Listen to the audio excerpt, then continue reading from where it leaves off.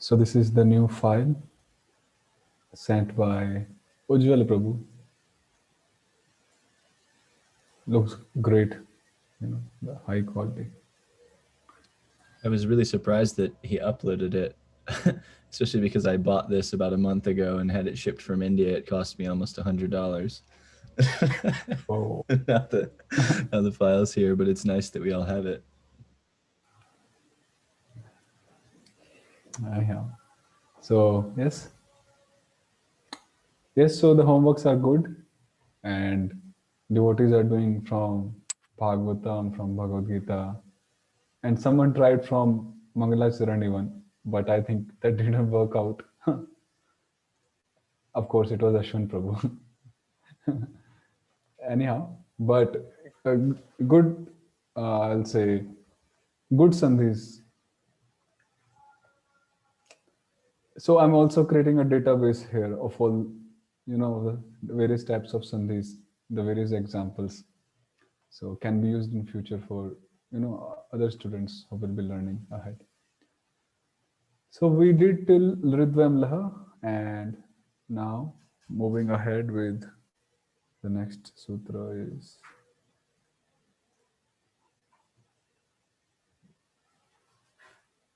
A-I-I-I.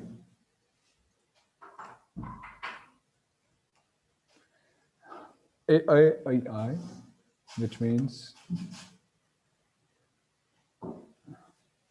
if we have A Rama and then any Sarveshwara, then this A Rama changes to I. I. For example,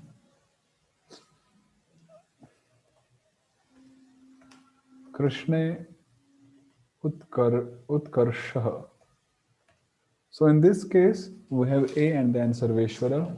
So the A of Krishna changes to I by the sutra, and it will be Krishna Utkarsha.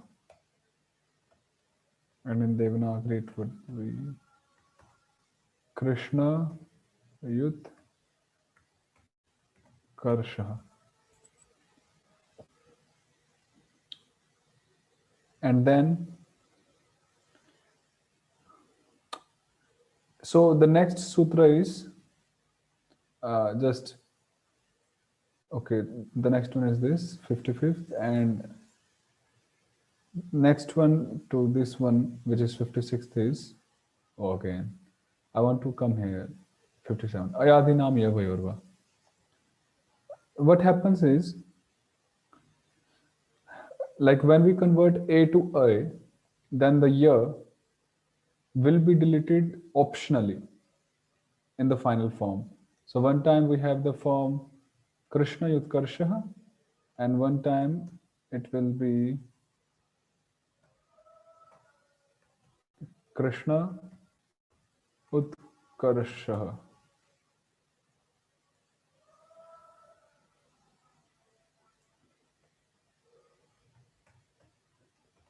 Krishna Utkarsha, like that.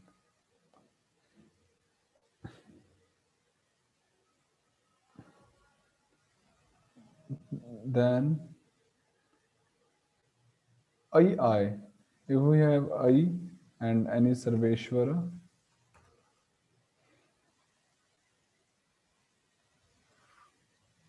yes, any Sarveshwara, then I will change to I. For example,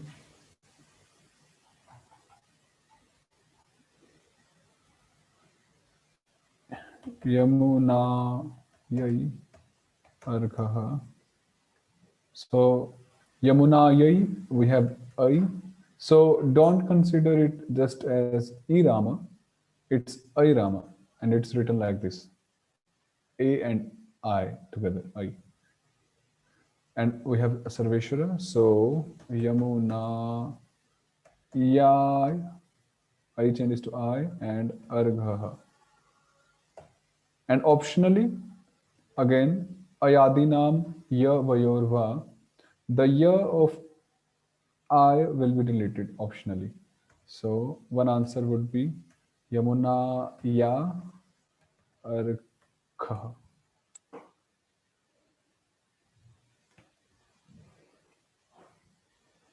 One example for this one from one of the sutra in Sandhi Prakaraṇam is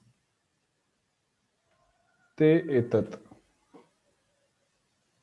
So ai becomes tai etat. So this is one answer. And we delete ya by ayādīnāṁ yavayor optionally. So it becomes ta etat. So the sutra is ta etat varjita viṣnu dasa. So this is how it becomes.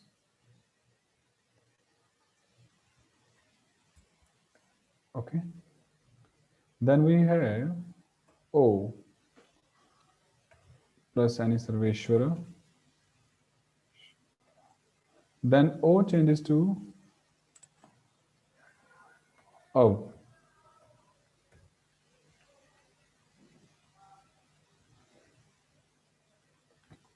Examples are Vishnu Iha. So O and E. So O changes to Av, becomes Vishnu Iha. And optionally, ayādīnāṁ yavayor. Ayādi means I, of, and av. Av is the next one. So the ya and va of I, of, and av are deleted optionally. So va will be deleted optionally, and it will be Vishnu Iha. Yes.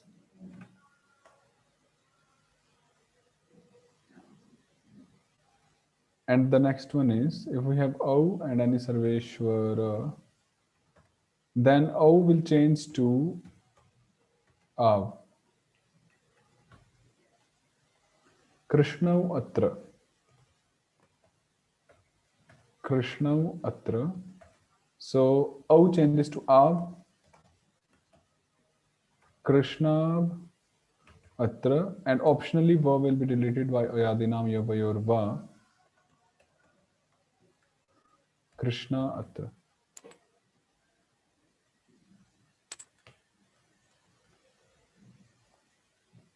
These four forms, when they appear in this manner in the shlokas or in the commentaries, they are quite easy to be recognized. But when they appear in this pattern, so it becomes a little difficult initially to recognize them. And yes.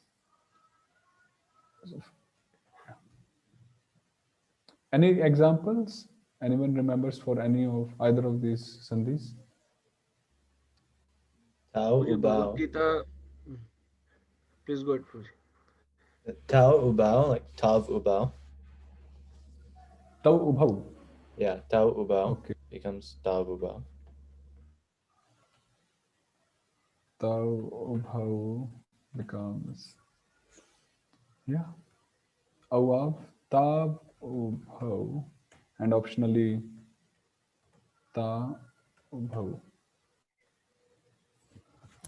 Yes, one more thing is, after applying ayādīnāṁ yavayor va, which means when we delete ya or va, then, for example, we deleted va from here, and we have arama at the end and arama here in the beginning. So now one may question, oh, we can apply the Dashavatara here, because we have arama, and which is the Dashavatara, and we have ekatmaka a. So we can apply Dashavatara ekatmake and merge them. So the next sutra next to ayādīnāṁ yavayor is teṣāṁ na sandhir nityam. If you have memorized the sutra. And teṣāṁ na sandhir nityam means once ya or varama of I, of, and av are deleted, so there is no more sandhi done after that. So they remain separate. Teṣāṁ na sandhir nityam. So tau ubhau becomes tav ubhau or ta ubhau. Any other examples?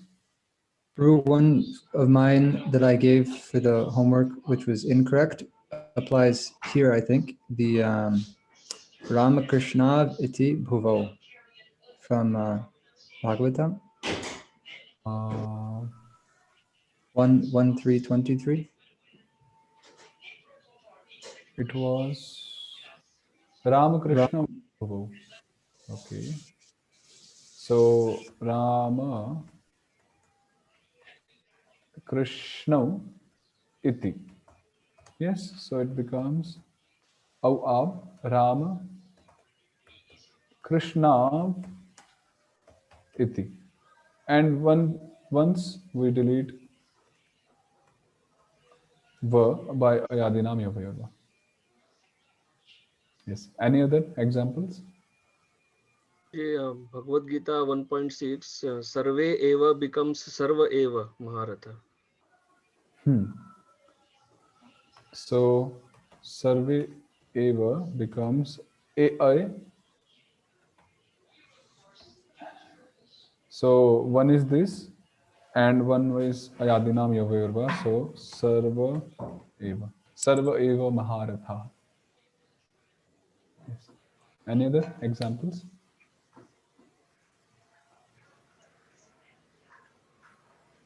Okay. Ujar have Arit Sudana. Yes, actually. Pujar how? This is 2 I think 6, no, 2.4. 2.4. Pujar how Arisudana. So Pujar how au ab. Pujar becomes Pujar how Arisudana. And one time Varama is deleted. Yes. Okay. So this was I, O, and Av with ayādīnāṁ, yavayor, and teṣāṁ nasandhir nityam. So 4 sutras we did. Moving ahead. E-o-bhyām asya haro viṣṇu-padānte. If a Rama comes after a Rama or O Rama, then what happens is a Rama gets deleted. And in place of a Rama, avagraha comes. Avagraha is apostrophe in English. For example, if we have hare and we have atra. So if we didn't have this sutra, well,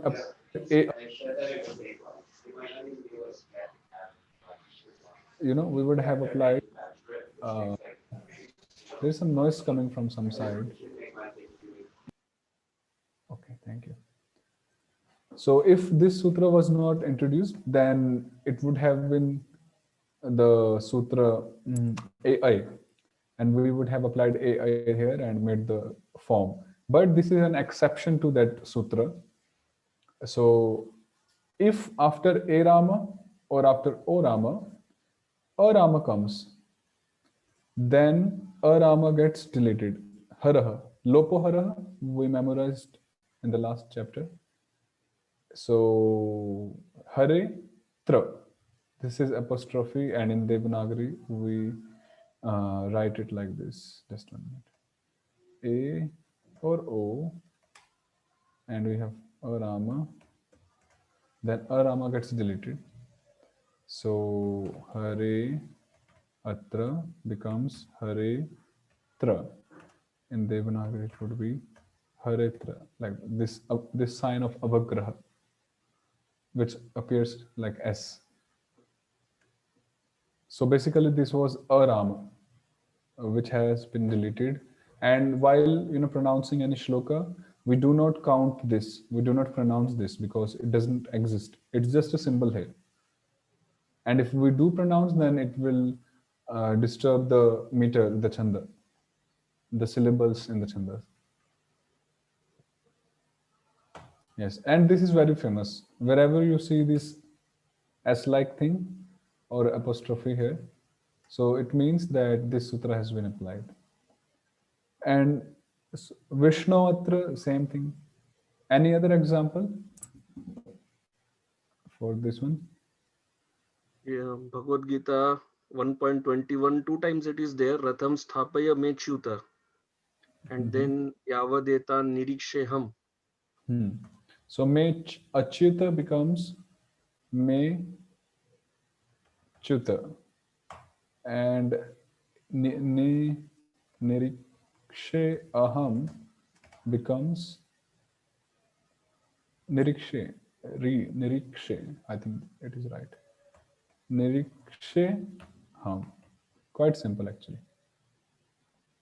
Or daso asmi becomes dasosmi, or yes, like that, so many. Ime vasthita. Ime avasthitaha becomes ime avasthitaha, and so on.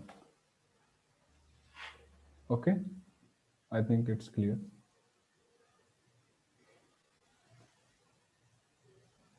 Was it clear, everyone? Yes.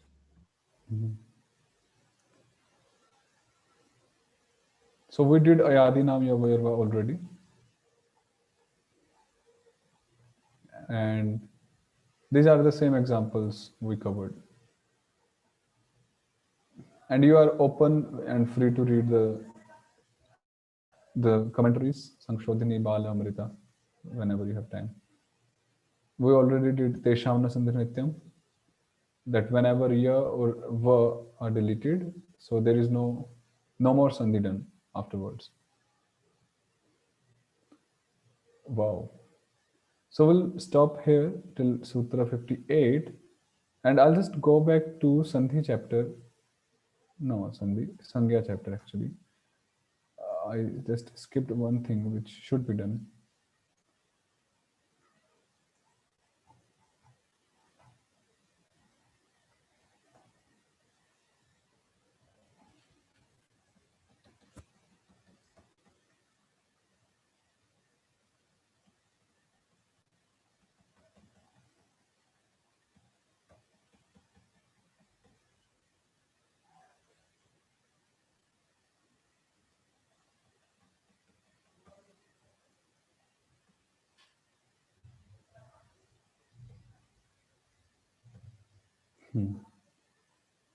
So we did Shauri Varjitasu Satvataha. Then we have Vāmano laghuḥ. Already we know this, but officially I want to cover this also. Vāmano laghuḥ means we studied pūrvo vāmana. So the vāmana aksharas, they are laghuḥ. Laghuḥ means small, short vowel, light syllable. And trivikramo guruḥ. A trivikrama syllable is guru. Guru means a long vowel or a heavy syllable. This is important. Sat-saṅgāt pūrvo vāmanopi guruḥ. A vāmana that immediately precedes a satsanga is guru, which means satsanga basically means conjunct consonant. When there are two consonants together without a sarveshwara in between, so they are conjunct consonant. So if there is a vāmana letter, varna, just before the conjunct consonant, then that vāmana akshara will be considered as guru akshara. For example,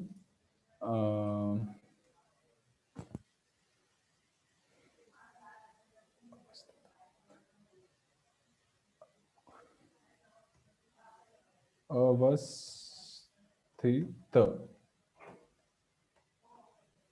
So in this case, the letter A is vāmana. You know, it's short A, vāmana. But, and then we have sa rama, and then we have tha rama. So sa and tha, they make a conjunct consonant here. So conjunct consonant in Harinama Mrit Vyakaran is known as sat-saṅga. Sat-saṅga. So if a vowel, a vāmana vowel comes before a sat-saṅga, then it is to be considered as a guru syllable, a trivikrama syllable, and it will be pronounced as a trivikrama. This is the implied meaning. So, like that. So, this sutra has a second meaning also, which is quite nice. Even one who is a dwarf, which means an unqualified, hopeless person at first, becomes a guru by associating with devotees.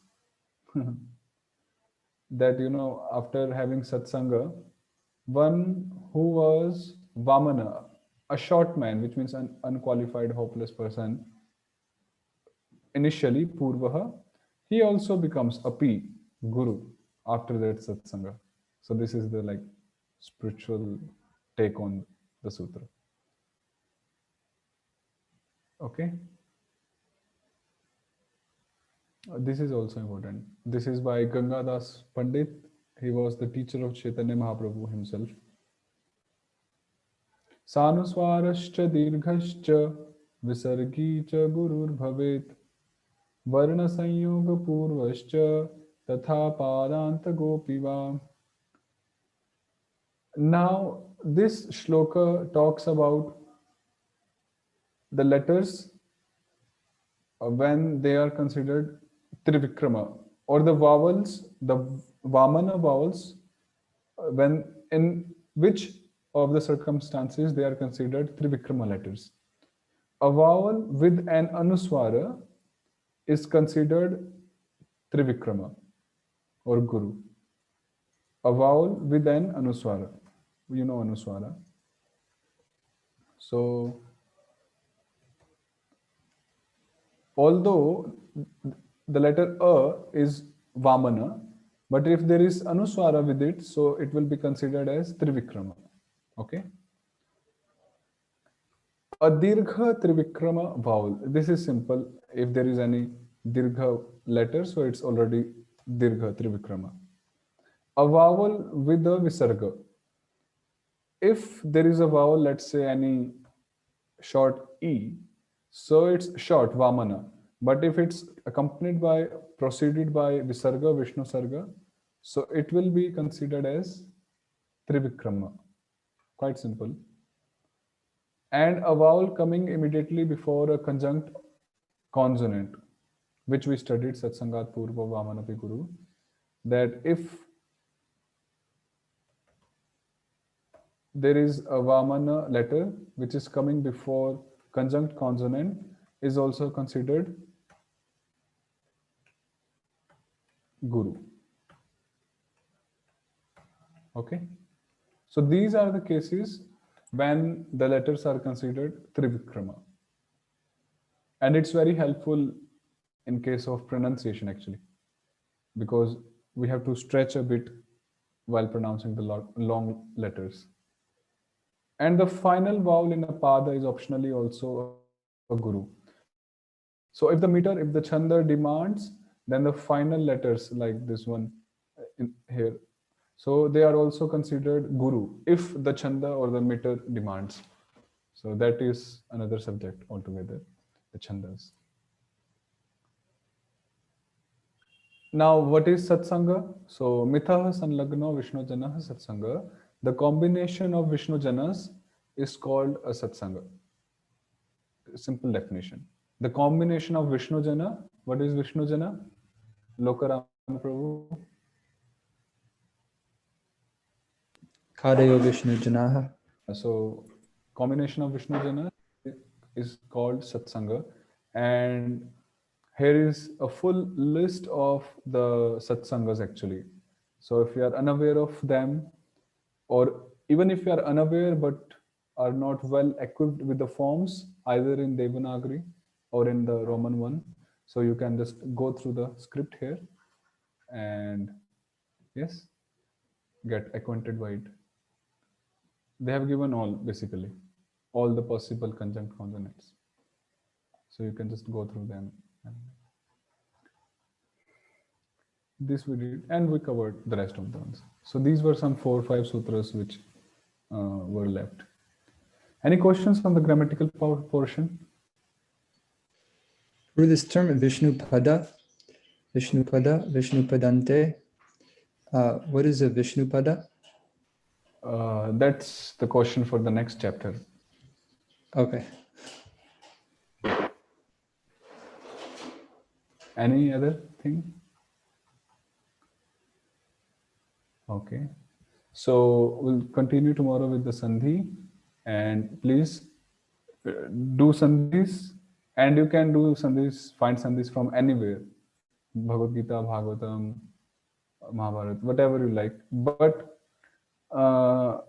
at least you must be knowing some basic vocabulary to find out the Sandhis. So it's quite helpful from Prabhupada's books.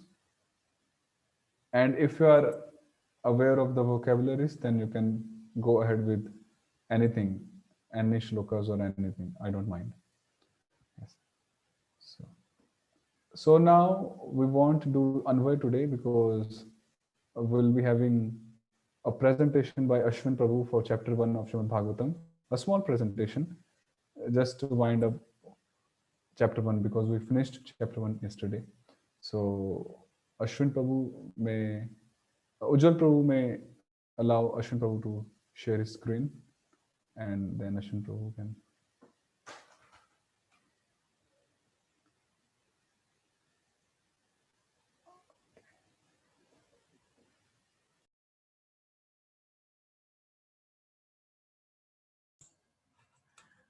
So it's visible, right? Yeah. Okay. Yes. So I prepared a very small presentation. This is not prepared by me actually. It's prepared by devotees in Vada form. So I'm just using it to explain. So I'm following in Parampara a little bit. Om Agyantimirandasya Jnana-shalakaya Chakshurun Militam Yena Tasmai Shri Gurave Namaha. Is it audible or is it low? It's okay, right? Okay. Good. So we are starting with Om Namo Bhagavate Vasudevaya. So in the first chapter, actually, it is entitled Questions by the Sages. There are three main things actually. First is the prelude, the subject, glories, and goal of Srimad Bhagavatam. The next section goes to setting the sages, setting the scene by the sages, where they inquire from, they start inquiring from Sutta Goswami. And in the end of this chapter, we see 6 questions. So, yes. So this shloka is the starting shloka of Srimad Bhagavatam, and it establishes the supremacy of Lord Shri Krishna being the absolute truth. Om Namo Bhagavate Vasudevaya. Bhagavan means one who is the possessor of all the opulences, that is beauty, fame, knowledge, strength, wealth, renunciation. So Bhagavan means that. And Vasudevaya means Lord Shri Krishna, who is son of Vasudev. And another 2 terms in this shloka which establishes Krishna being the absolute truth is Abhigna and Swarat. So Abhigna means cognizant, and Swarat means who is fully independent. Whereas the living entities are partially cognizant and partially independent. We know only what is happening in our present lives. So the second shloka establishes the glories of Srimad Bhagavatam as it kicks out all materially motivated religions, and it also uproots threefold miseries, that is Dharma Projita Kaitavatra Parama Nirmatsaranam Satam Vedyam Vadam Atra Vastu Sivadam Tapatraya Unmulanam. It removes the Tapatraya Unmula, it uproots it. Srimad Bhagavate Mahamuni Krite Kimma Pare Rishva. When Srimad Bhagavatam has been compiled by Mahamuni Vyasadeva, what is the need of any other Vedic literature? Sadhya Ridhi Avarudyate Atra Kritibi Shushusvi Takshanat. So the Lord becomes Takshanat, it is mentioned, becomes immediately gets captured in the person's heart at once when the person Shushushubi means when he eagerly hears the message of Srimad Bhagavatam. That's what is mentioned there. And in the third shloka, we see the sweetness of Srimad Bhagavatam. It's been like compared to a fruit without seed and one without any outer covering. So only pulp. And it has been tasted by Sukadev Goswami. And that's when it becomes even more sweeter. So it's a welcome verse to all the readers of Srimad Bhagavatam. And moving forward, here the stage has been set for the sages of the Naimisharanya, and they start inquiring from Sutta Goswami, and they inquire from Sutta Goswami. Why? Because of these qualifications. Because Sutta Goswami is anaga, he is freed from all vices, akyatani, aditani. He has not only read scriptures himself, and he has also explained it to others also. Veda vidam shreshtaha. Shreshtaha means he is the topmost and eldest also. And he is a Vedantist. And Saumya and Snigdha. Saumya means one who is pure and simple, and Snigdha, who is very much submissive. So these qualifications has been explained. In the 9th shloka, their sages are presenting their urgency that we want to hear only the message that is absolute and it is ultimate good. That is ekantaha, which means absolute, and shreyaha, which is ultimate good. So then comes the most famous verse which we discussed in depth. The qualifications of Kali Yuga people that gets explained in this verse actually. Just notice the Kala Vasmin here. Oh Kala. wow. Just Yes. in case. So yes. So, and we also yesterday we also saw that how the sages are feeling themselves unqualified, and they are approaching Sutta Goswami with urgency. So they seek remedy from Sutta Goswami, and they post these 6 questions to Sutta Goswami. That is, what is the absolute and ultimate good for people in general? What is the essence of all scriptures? And why Lord Shri Krishna appeared in this world? And what acts did the Lord perform in relationship to creating the material world? That is the Purusha Avataras. And the 5th question explains about what are the activities of incarnations of the Lord, Leela Avataras. And after Lord Shri Krishna departed from this world, Dharma and Jnana has also gone along with him. And what has the religious principles taken shelter of once after Lord Shri Krishna disappeared? And that is these are the 6 questions that they pose.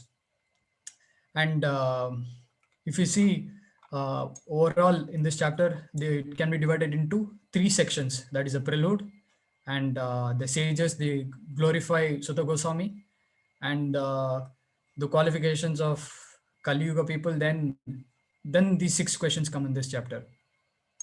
So they get answered in different places in Srimad Bhagavatam.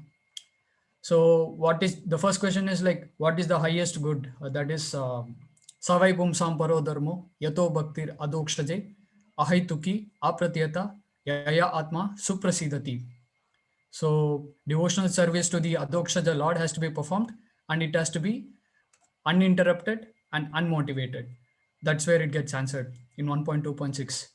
And in the second chapter full, we get to see the essence of all scriptures. That is, it is explained there. Purpose of Krishna's appearance. So Lord Shri Krishna, in 2 places it is mentioned as per here. So yete chamsaha kalapumsaha Krishnastu Bhagavan Swayam. Indrari Vyakulam Lokam Mridayanti Yuge Yuge. Indrari Vyakulam Lokam means who are the enemies of Indra. Lord Shri Krishna comes again and again to protect the devotees, like that it is mentioned. And also, like it's mentioned there, the Lord comes to protect his, to take back his Sattvatam, the pure Sattvatam. Actually, Sattvatam means goodness, but proper translated as it as pure goodness. One who is in pure goodness, Lord Shri Krishna comes to take them back with him to his spiritual world. So these are the purposes that is mentioned. And Purushavatara, Leela-avataras, they get explained in the second and third chapter in different places. And as we discussed also, like where did religion take shelter after Lord Shri Krishna's disappearance? That is Krishne Swadhamo Pagate Dharma Jana Divi Saha Dharma Jnana Divi Saha Kalau Nashta Drisamesha Purana Arko Aduna Uditaha. Purana means that is Srimad Bhagavatam. Arkaha means it's been compared to a sun, and Aduna, just now. It is Aduna means just now, proper translated, and Uditaha means rising. So it can also be like understood to be like the discussion that happened between Parikshit Maharaj and Shukadeva Goswami, and that's when Bhagavatam gets initially also spoken. So that's when it has got itself risen. So that is what it is. So I just wanted to share this. That's it from my side. Hare Krishna. Yes, thank you very much, Prabhuji. And it was quite a short but sweet analysis or of chapter 1. So basically, chapter 1. Yes, most welcome. You can switch off your screen sharing, like if you like. So yes, basically chapter 1 is famous for two things. One is the first 3 shlokas, the Mangalacharan verses, which Prabhuji said as welcome verses. I like that term, welcome verses. And the second point is the 6 questions. So basically, and of course, the enthusiasm of the sages is revealed throughout, throughout, again and again, utsaha, atishayena, utsaha, atishayena. So yes, chapter 1 is nice. So we'll start chapter 2 tomorrow with the Anvaya. Anything to be discussed? Any comments on chapter 1? Apart from the grammatical portion. I know it's quite a lot thing to be discussed, but still. Like when we are doing Anvaya with you, it is easy to understand and we're able to do it. But like if we are trying to like do it again separate, is there like any, like you can say, how to like from start, from where, which part of it from the verse, how to start, from where to go, like how to decode it, like that's what I want to how you are able to go, because sometimes we have the we have the Anvaya file which is there posted in the group. So it's for everyone can view. So you can view it again and can just go through it. And if we studied in the class nicely, so I think we can easily recall when we want to study it alone or afterwards. So I think it's quite easy. What about other devotees? How do you feel the language of the Anvayas? I think personally it's quite easy. It's not heavy Sanskrit. What does other devotee thinks? I think Ashwin Prabhu is asking that how can we do the Anvay on our own? Is it that you're asking? In a way, like in the sense that, because okay, like before having this Bhakti Siddhanta Prabhupada's book, you were able to explain, right? So how you are in personally, how you are able to explain it, like in the first two classes you explained by yourself. So how to understand that? That's what I wanted to. Okay, so first thing is that I studied with my teacher for 4 years regularly, every day for 1 hour. Means we are doing for 15 minutes approx. So it was like 4 years, and I covered around eight or nine cantos. I studied with my teacher, which means a lot. And second thing is to recognize the anvaya.